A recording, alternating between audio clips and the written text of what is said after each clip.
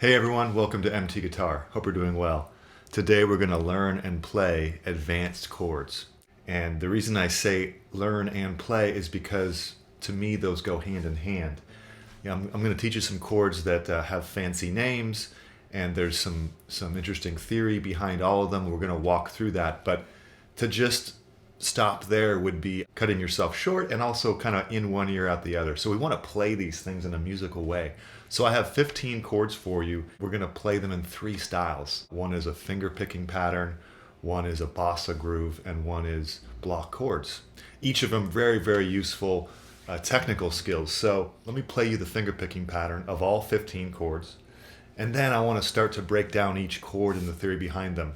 And of course, I'll show you how to play each of these chords with the right frets and fingerings as well. All right, so right away here, let's see, 3, 4.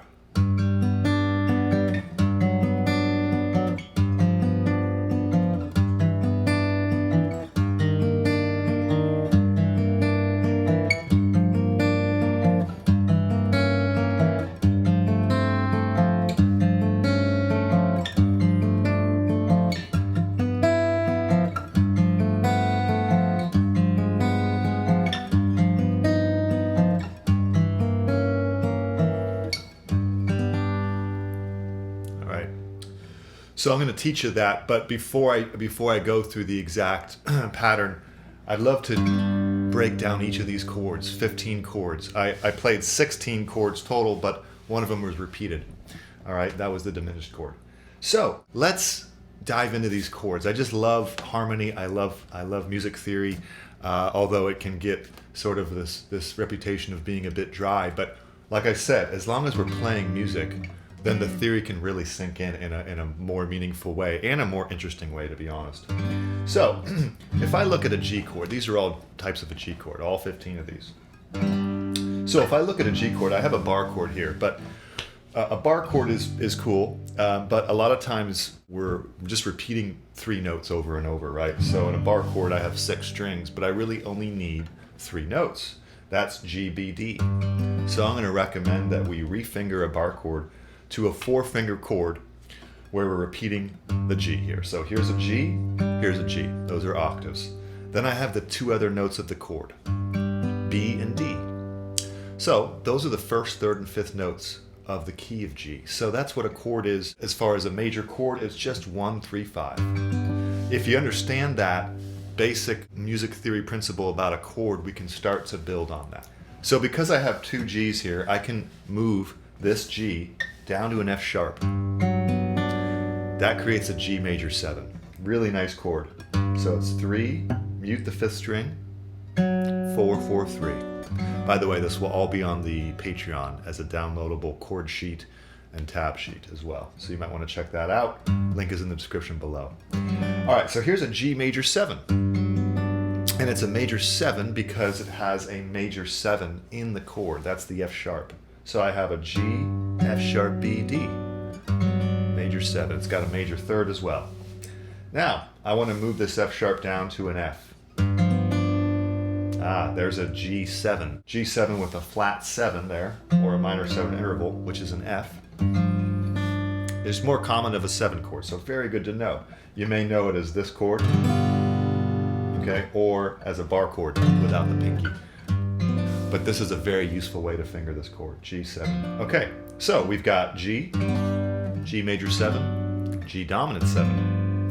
Now we're going to move that F down to an E for a G6. Okay, so now we have 1, 6, 3, 5. So that's what a 6 chord is. You're adding a 6. Okay. Now we've covered G, G major 7, G dominant 7, G6. Now we're going to flat the 3rd. So here's the 3rd, that's B, to make it minor. And we're going to flat the 6th. Okay, because we want to move all these voices in a fun musical way. So I've flattened the 6th and the 3rd. So now it's a minor chord. It's a G minor something. It's a G minor flat 6. Okay, you don't see it all that often, but it's a great, beautiful chord. Perhaps a more common chord would be a G minor 6. So now I'm going to, as the next chord, I'm going to move up that E flat to an E. Now it's a G minor 6. So we went from all the way to G6, flat the 3rd, G minor 6, naturalize the 6, make it G minor 6. Okay? Now, a very, very common chord to know is G minor 7. Okay? This is a really good way to finger this chord. I'm going to bar these 3 strings with my ring finger and play the bass with my middle. And I have 3, 5th string muted, 3, 3, 3. But, more importantly for the theory, it's got a flat 3rd and a flat 7, or a minor 3rd, minor 7. Same thing. This G minor 7. We've covered major 7, dominant 7, 6, minor flat 6, minor 6, minor 7. So we're halfway there. Next is going to be G diminished 7. All right, also known as a G fully diminished chord. So that would be a flat 3, we got that, a flat 5, and a double flatted 7. Okay, it looks like a 6, basically. So you don't want to get too hung up on diminished harmony because it's not all that common, but it's really fun to play. They happen to be symmetrical chords and scales. So if I move up 3 frets with the same fingerings, it's sort of this interesting symmetry where they're all the same notes with different basses. Okay, that's a fun topic for a different video. Anyway, here's a G fully diminished 7. Okay, great. All right, so now we're going to get into the second half where we have some fancy chord names, and I'm going to do my best to describe all these names and why they are those names. However, if you don't digest this all right away, I still want you to play these chords because getting them in your fingers and in your ears is perhaps, even more important than knowing exactly why a chord is the way it is. I'm a fan of both methods, but to just focus on the theory alone, I think, is probably a slower path. So we want to just play them, but let's get started. Here's our first slash chord. Okay, I love slash chords. We're going to devote a whole video to slash chords at some point. They're just beautiful, but here's an F triad over a G. All right, F over G. But really, from the G bass, right, from the G root, it's a G9 sus4. All right, why is it a G9 sus4? Well, here's our G, here's our minor 7th, which is, so far it's a G7 kind of chord. There's our 9, it's an A note, it's the 2nd note of G up an octave. Great. Now, there's our C, it's a 4, so it's a sus4. It's instead of the 3, that would just be a regular G9. But now, we have a sus4. All right, now we're gonna move that C note up a half step. This becomes a G7 sus2 sharp 11, kind of a mouthful. It's 3, skip a string, 3, 2, 2. So the reason it's called that is because it's a G7, sus2 because there's no 3rd, and then we have a sharp 4, which is a C sharp, but it's a sharp 11 because anytime we have a 7, we build extensions like 9, 11, 13. We're not going to go too much into all that theory necessarily. I just want to get you playing these chords. Now, we refinger it to play a regular G7 sus2. 3, 3, 2, 3. And this is a G7 sus2 because this is a G7, 1, flat 7, 3, 5. We take the 3, move it to a 2. There's our G7 sus2. Next, we're going to do a G13. Really nice chord. So, G13 means a 6, which is E, up an octave. Anytime you have a 7, which is our F right there, it's the 7th note of G, it's the minor 7th of G, we can add a 13 on top. So instead of just a 1, flat 7, 3, 5, it's 1, flat 7, 3, 6, or 13. Okay? All right, now we're going to go all the way to here. This is a G9. 1, flat 7, 3, and then an open B string, that's our 3rd. So, G9. Nice. Now we're going to flat that 9, make it a G7 flat 9. We don't call it G flat 9, we call it a G7 flat 9. Okay? Beautiful jazz chord. Nice. All right, now we're getting into altered harmony here. Here's an augmented chord. Augmented means a sharp 5. Beautiful 5 chord. All right? We'll talk more about that when we get into our jazz lessons later. But this is a sharp 5 here. So it's like a G7. We're going to take that 5th and sharpen. And it's a chord that you can call a sharp 5 chord. It's also an augmented chord, same thing. All right. So that means we're getting to the end because that's the tension we want to release. Now, another tense chord here, back to our diminished that we already did, which resolves nicely to our 1 chord. All right, so now that we've done the theory, I want to play this in a bossa groove and get you playing this as soon as possible. So I'm going to teach you, I've taught you the chords, now I'm going to teach you the 3 accompaniment patterns you can do as a warm-up to your practice routine. All right, here's the bossa groove. 3, 4.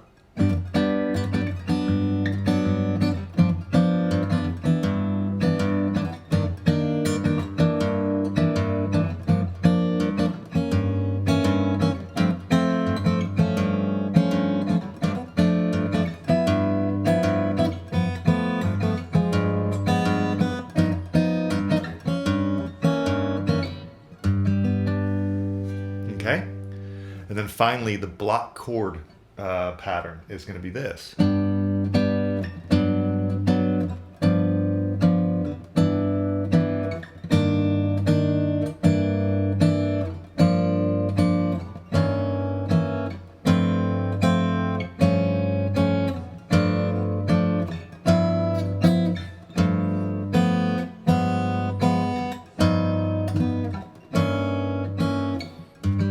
Okay, so let's cover the right hand. It's really just a right hand thing now for all 3 patterns. The first one was the finger picking one. So that's going to be bass or 6th string, 4th, 3rd, 2nd, 3rd, 4th for each chord.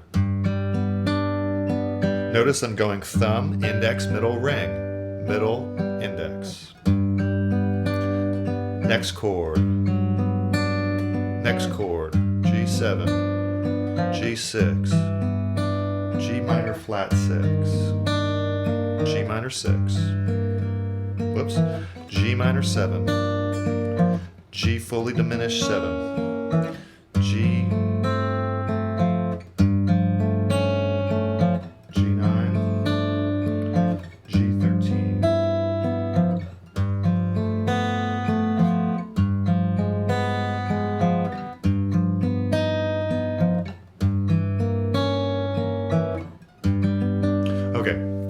I got a couple of the names mixed up. It's like knowing the names is the least important part of this, but knowing why they're the names they are is very important. So it's kind of a balance of knowing and being able to play it and sort of recognize it. Okay, now for the bossa groove, we're going to do thumb and fingers together, then just fingers, then thumb, then,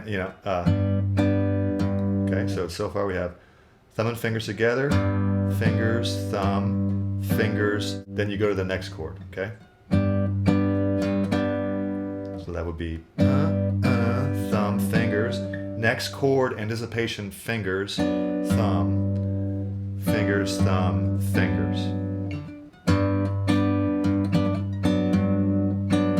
Repeat. See? A little tricky.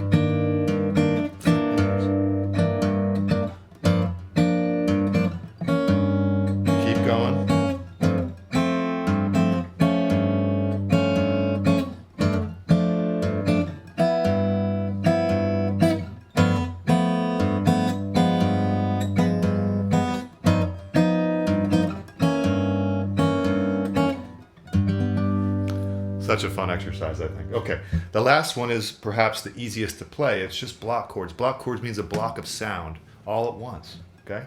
So I'm going to do thumb and fingers, and then just fingers for every chord. Ready? 3, 4.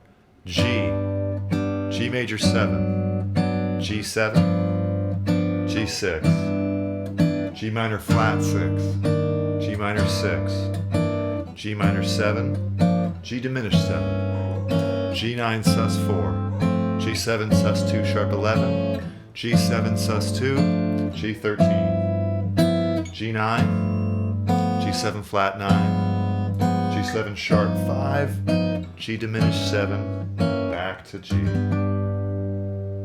So hopefully that makes sense, and I would watch this video a couple times if I were just learning this stuff, and try to run it as often as you can. The more you play it and hear it, the easier the theory will become, okay?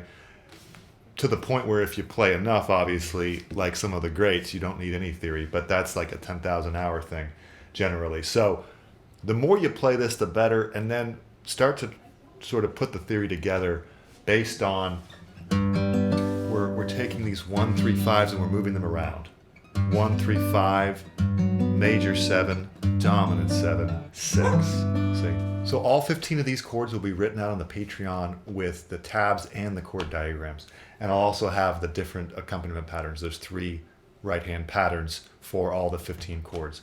So a good way to support the channel as well as get access to all those things. And you might want to try this as sort of a warm-up routine, practice routine, kind of a fun way to get them in your fingers, you know, as opposed to just going chord by chord, but you're actually playing music, right? Okay, so hope you enjoy. Remember to subscribe, hit the bell icon and the thumbs up. And I hope you've enjoyed this lesson. There'll be more chords to come, and let me know how this goes. Enjoy.